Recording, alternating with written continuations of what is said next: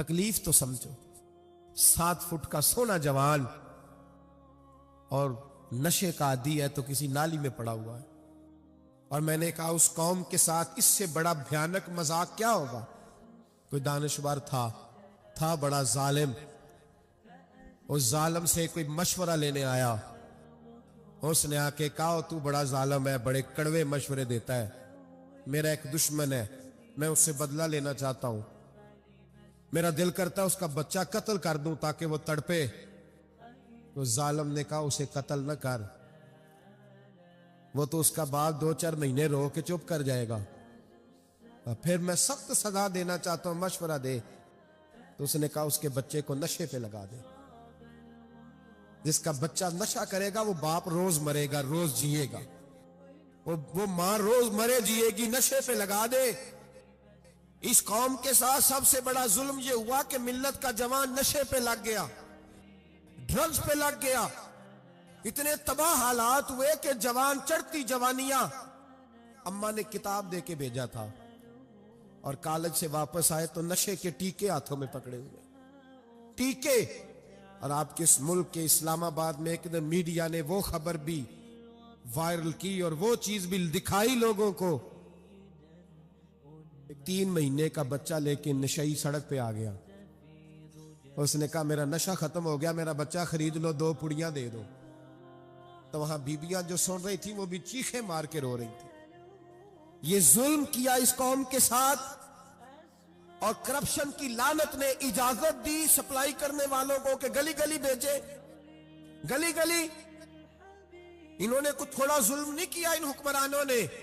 اور ہماری اپوزیشن اس کو نہ صرف اتنا پتا ہے کہ یہ جائیں اور ہم آئیں، اس سے زیادہ کوئی غرض نہیں. بھائی کرپشن کے خلاف نکلے ہو تم، نشے کے خلاف کس دن نکلو گے؟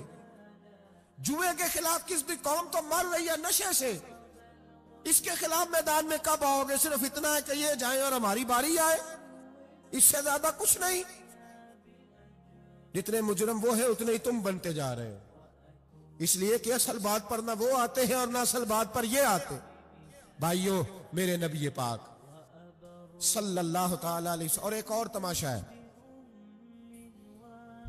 یہ میرے پہ اللہ کا یہ احسان رہا، اس لیے نہیں کہ میں پرہیزگار آدمی ہوں، نیک ہوں، اس لیے نہیں، ویسے ہی اللہ بعض اوقات اسباب بناتا ہے، سبب بناتا ہے. مجھے نہ شراب کے رنگ کا پتہ ہے، نہ اس کی خوشبو کا پتہ ہے، نہ میں نے کبھی زندگی میں دیکھی ہے.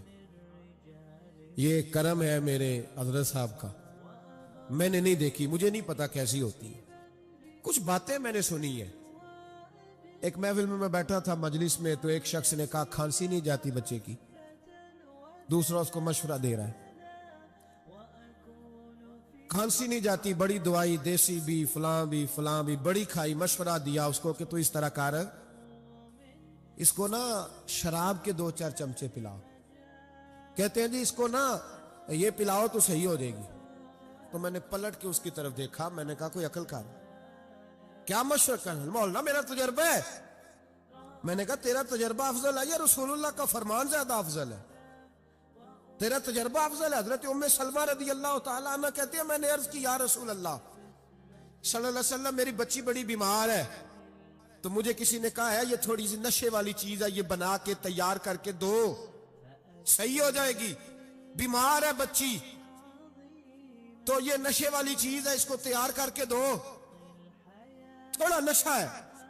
اگرچہ بعض، میں نے شروع میں کہا، بعض لوگ مریض کو، سخت مریض کو ایسی ادویات جو مجبوری بن جائے اس کی گنجائش اور اجازت دیتے ہیں. محتاط علماء تو اس میں بھی بہت ساری چیزیں پہلے بیان کرتے ہیں، لیکن اس نے کہا جی میرا نشہ دینا ہے شفا کے لیے. حضرت ام سلمہ کہتی ہے میرے نبی پاک نے میری طرف دیکھا، میری طرف. تو میں نے کہا یا رسول اللہ آپ کیا فرمانا چاہ رہے ہیں؟ تو نبی پاک نے فرمایا ام سلمہ کبھی ناپاک چیز میں بھی شفا ہوئی ہے، کبھی ناپاک چیز میں بھی، کبھی شراب اور خمر میں بھی شفا ہو سکتی ہے. شفا رب کریم نے رکھی ہے پر شہد کے اندر رکھی ہوئی ہے، شفا اللہ نے رکھی ہے قرآن مجید میں رکھی ہوئی ہے. تو اس میں بھی کبھی یہ حضور نے بیان کیا ہے کہ اس کے اندر شفا ہو سکتی، تو امت کتنی دلیری کرتی ہے. جو یہ مشورے دیتی ہے کہ اس کے اندر نشہ ہے، شراب ہے، تو کھانسی چلی جائے گی، تو فلانی بیماری چلی جائے گی، نہ آؤ ان چیزوں پہ، نہ اپنے ایمان کو خرابی دو، اور نہ ایسی باتیں کرو جس سے کہ ڈائریکٹ رسول اللہ صلی اللہ علیہ وسلم کے واضح ارشادات کی مخالفت ہو۔ میرے نبی پاک صلی اللہ علیہ وسلم نے فرمایا، اور پھر کچھ لوگ کہتے ہیں تھوڑی پی ہے جی۔ اب تو میں تجزیے میں پڑھ رہا تھا کہ ایسی شراب ایجاد ہو گئی ہے، لوگ شراب پیتے ہیں اور وہ مست بھی رہتے ہیں، کار بھی چلاتے رہتے ہیں، کہتے ہیں جی نہیں ہمارا ذہن معاف نہیں ہوا تو یہ والی صحیح ہے، نشہ نہیں لاتی۔ میرے نبی پاک صلی اللہ علیہ وسلم نے فرمایا جس چیز کی تھوڑی مقدار، زیادہ مقدار حرام ہے، اس چیز کی تھوڑی مقدار بھی حرام ہے، جس کی زیادہ مقدار حرام ہے اس کی تھوڑی بھی۔ تو خمر اور شراب اگر فل پینا جائز نہیں تو تھوڑی پینا بھی جائز ہے، یہ حرام ہے اور حرام تھی اور قیامت تک حرام ہی رہے گی۔ میرے نبی پاک صلی اللہ علیہ وسلم نے منع کیا، اور حضور نے اظہار ناپسندیدگی فرمایا، 40 دن تو عبادت ہی قبول نہیں ہوتی شراب پینے والے جب تک سچی توبہ نہ کرے۔ ایک دن صحابہ بیٹھے تھے سارے، حضرت ابو بکر صدیق بھی تھے، فاروق اعظم بھی تھے، عثمان غنی بھی تھے، ڈھیر ساری تعداد تھی صحابہ کی، سارے تشریف فرما تھے۔ حضرت عبداللہ ابن عمر رضی اللہ تعالیٰ عنہ حدیث کے راوی ہیں، اور مستدرک للحاکم کے اندر، ابن حبان کے اندر یہ روایت موجود ہے۔ فرماتے ہیں صحابہ نہ بات کر رہے تھے، اور بات یہ کر رہے تھے کہ یار لوگوں کو گناہوں سے کیسے روکا جائے، لوگوں کو گناہوں سے گفتگو صحابہ یہ کر رہے تھے۔ عبداللہ ابن عمر کہتے ہیں بیٹھے تھے اور یہ گفتگو کر رہے تھے کہ گناہوں سے پلاننگ جی ہوتی تھی، ان کی جو محفلیں ہوتی تھی نا بیٹھ کے، وہ خوش گپیاں نہیں ہوتی بلکہ وہ تبلیغ کی، جد و جہد کی، لوگوں کو برائی سے منع کرنے کے لیے بیٹھتے تھے، اس پر منصوبہ بندی کرتے تھے، پلان کرتے تھے، آگے ترتیب دیتے تھے۔ گفتگو ہو رہی تھی تو اب آپس میں بات ہونے لگی کہ کون سا گناہ زیادہ برا ہے جس پر سب سے پہلے کام کیا جائے۔ تو دور ایک صحابی بیٹھے تھے، ان کا نام تھا عبداللہ ابن عمر، ایک عبداللہ بن عمر ہے اور ایک عبداللہ ابن عمر ہے۔ حضرت عبداللہ ابن عمر دور بیٹھے تھے، بڑے سمجھدار سیانے باریک بین آدمی تھے۔ تو حضرت عمر فاروق اپنے بیٹے سے کہنے لگے جا عبداللہ ابن عمر سے پوچھ کے آ کہ سب سے سخت گناہ کون سا ہے۔ توجہ ہے میرے بھائیوں، ادھر دیکھیے گا میری جانب، پوچھ کے آ کہ سخت گناہ کون سا ہے۔ عبداللہ بن عمر رضی اللہ تعالیٰ عنہ کی خدمت میں جب عبداللہ ابن عمر گئے تو جا کے کہنے لگے کہ صحابہ پوچھتے ہیں کہ آپ نے زیادہ وقت گزارا ہے نبی رحمت صلی اللہ علیہ وسلم کے پاس، تو بتلائیے برا گناہ کون سا ہے، سب سے سخت گناہ، تاکہ سب سے پہلے اس پر پابندی لگائی جائے، اس پر محنت کی جائے۔ تو حضرت عبداللہ ابن عمر کہنے لگے صحابہ کو جا کے بتا دو کہ سب سے برا گناہ شراب پینا ہے، سب سے برا گناہ، اور یہ ام الخبائث ہے، برائیوں کی جڑ ہے، گناہوں کی ماں ہے، یہ بنیاد ہے، باقی گناہ اسی سے شروع ہوتے ہیں۔ کہتے ہیں میں نے آ کے بتایا تو حضرت ابو بکر صدیق رضی اللہ تعالیٰ عنہ سیدنا فاروق اعظم کہنے لگے خود جاتے ہیں، ان کے پاس خود جاتے ہیں، چونکہ ہم نے بات سننی ہے، ہم خود جاتے ہیں اور ان سے جا کر کے سوال کرتے ہیں کہ اگر آپ کو اس تفصیل کا پتہ ہے نا تو اس کے پیچھے بھی کوئی تفصیل ہوگی جو میرے نبی پاک نے بیان کی ہوگی صلی اللہ تعالی علیہ وسلم، اس تفصیل کا بھی آپ کو پتہ ہوگا جو نبی پاک نے بیان کی ہوگی، اس بات کے پیچھے جو بیک گراؤنڈ ہے، جو پس منظر ہے۔ فرماتے ہیں کہ ہم اٹھے، عبداللہ ابن عمر کے پاس گئے، ان سے جا کے پوچھا کہ جناب آپ نے یہ تو فرمایا ہے شراب ام الخبائث ہے، تو اس کے پیچھے پس منظر کیا ہے؟ تو عبداللہ ابن عمر کہنے لگے یہ میں نے اپنے پاس سے نہیں کہا، یہ میں نے نبی پاک سے سنا ہوا ہے۔ حضور سید عالم صلی اللہ علیہ وسلم بیٹھے تھے تو حضور نے فرمایا شراب، یہ نشہ، یہ برائیوں کی ماں ہے۔ اور پھر حضور نے ایک مثال بیان فرمائی، نبی رحمت علیہ السلام نے فرمایا بنی اسرائیل کا ایک واقعہ ہے، ایک خوبصورت جوان تھا، ایک عورت کا دل آ گیا اس پر۔ یہ یاد رکھ لیں، ہم لڑکوں کو منع کرتے رہتے ہیں لیکن ہمیں گھر کی بچیوں پر بھی توجہ دینی ہوگی، ہمیں ان کے فون پر بھی نگرانی کرنی ہوگی، ہمیں وہاں بھی غور کرنا ہوگا، اس لیے کہ اگر کوئی بچی گنجائش نہ دے تو میرا خیال ہے کہ لڑکا جرت کرنے کی طاقت نہیں رکھتا، تو وہاں بھی ان کی اماں سے کہے کہ پابندی لگائے، بچی کسی کا موبائل لے کر کے کہیں اس کو استعمال تو نہیں کر رہی، اس پودے پر بھی توجہ دے، درخت بننے سے پہلے اس کی بھی نگرانی کریں، یہ بھی بڑا ضروری کام ہے۔ عورت کا دل آ گیا تو نبی پاک علیہ الصلوۃ والسلام فرماتے اس نے کوئی بہانہ لگایا، کسی کو کہا کہ اس نوجوان کو بلا کے لاؤ، اس کو کہو کہ ہم نے کوئی گواہی لینی ہے تجھ سے۔ وہ نوجوان آیا، ایک کمرے میں داخل ہوا تو اگلے کمرے میں لے گئے، وہاں داخل ہوا تو اس سے اگلے کمرے میں لے گئی، وہ داخل ہوا تو اسی طرح 7 مکفل کمروں میں لے گئی۔ میرے کریم رسول میرے محبوب پاک علیہ السلام فرماتے صحابہ کو سمجھا رہے ہیں میٹھے لب و لہجے میں، فرماتے جب سب سے پچھلے کمرے میں لے گئی تو ایک لڑکا بندھا ہوا تھا وہاں رسیوں سے، شراب کا پیالہ پڑا ہوا تھا، اور بی بی کہنے لگی کوئی گواہی شواہی نہیں لینی، تجھے اس لیے بلایا ہے کہ تیرے اوپر دل آ گیا ہے، اب میرے ساتھ منہ کالا کر۔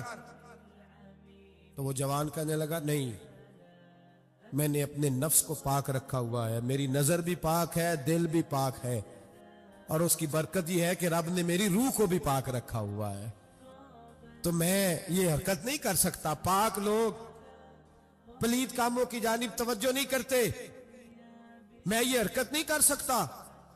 اقبال نے اپنے بیٹے کو دعا دی تھی، اس نے کہا تھا حیا باقی نہیں ہے زمانے کی آنکھ میں، خدا کرے کہ رہے تیری جوانی بے داغ، خدا کرے کہ رہے تیری جوانی بے داغ۔ کہا میرے ساتھ منہ کالا کر، اس نے کہا میں نہیں کرتا۔ کہنے لگی چل پھر اس کو قتل کر، اس کو میں نے باندھا ہوا۔ اس نے کہا میں قتل کیوں کروں، میری کیا دشمنی ہے؟ کہا پھر شراب پیو، کہا میں شراب بھی نہیں پیتا۔ تو کہنے لگی اب تو میں نے تجھے اپنے چنگل میں پھانس لیا ہے، اب تو یہاں سے بچ کے جا نہیں سکتا، اور اگر تو باہر جائے گا تو میں شور کروں گی، لوگ جمع کروں گی، اس نے میری عزت آبرو پہ ہاتھ ڈالا ہے، تو بچ تو نہیں سکتا، ایک کام تو کرنا پڑے گا۔ محبوب فرماتے اس نوجوان نے سوچا کہ زنا بھی بہت بڑا جرم ہے، قتل بھی بہت بڑا گناہ ہے، چلو اب مجبوری ہے تو شراب پی لیتا ہوں۔ لیکن وہ سمجھا نہ کہ شراب تو بنیاد ہے، اس نے ایک پیالہ جو پیا، کہنے لگا ایک اور دے دو، دوسرا پیا تو کہنے لگا ایک اور دے دو، اب 3 پیالے 3 بوتلیں شراب جو پی چکا تو خماری چڑھ گئی۔ اب اس عورت کے قریب جانے لگا کہ میں تیرے ساتھ زنا کروں گا۔ اس نے کہا جب تک میں قریب نہیں آنے دوں گی جب تک تو اسے قتل نہ کرے۔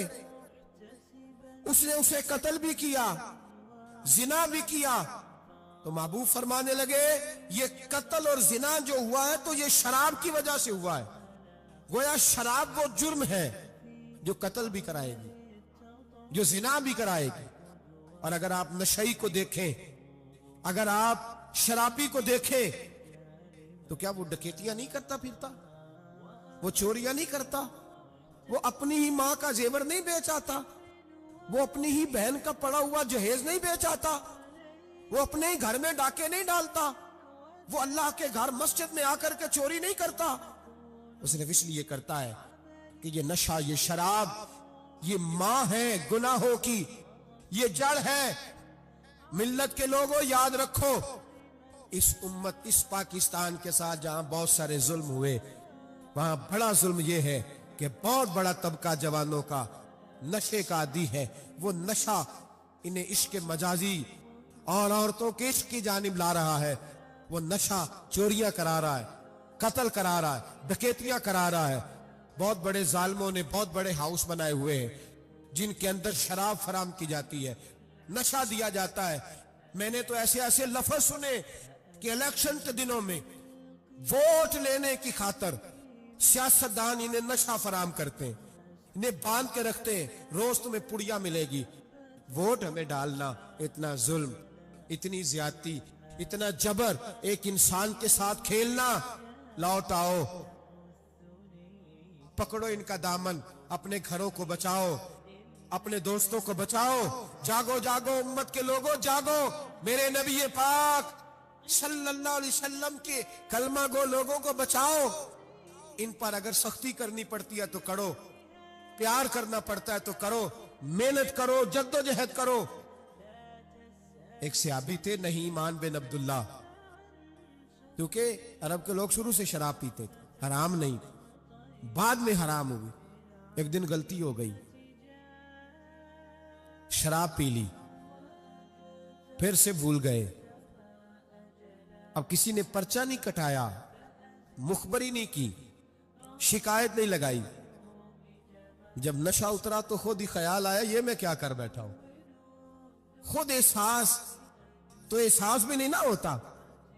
दौड़े आए नबी पाक की बारगाह में और आके हाथ बांधे, या रसूल अल्लाह सल्लल्लाहु अलैहि वसल्लम मुझे पाक कर दे।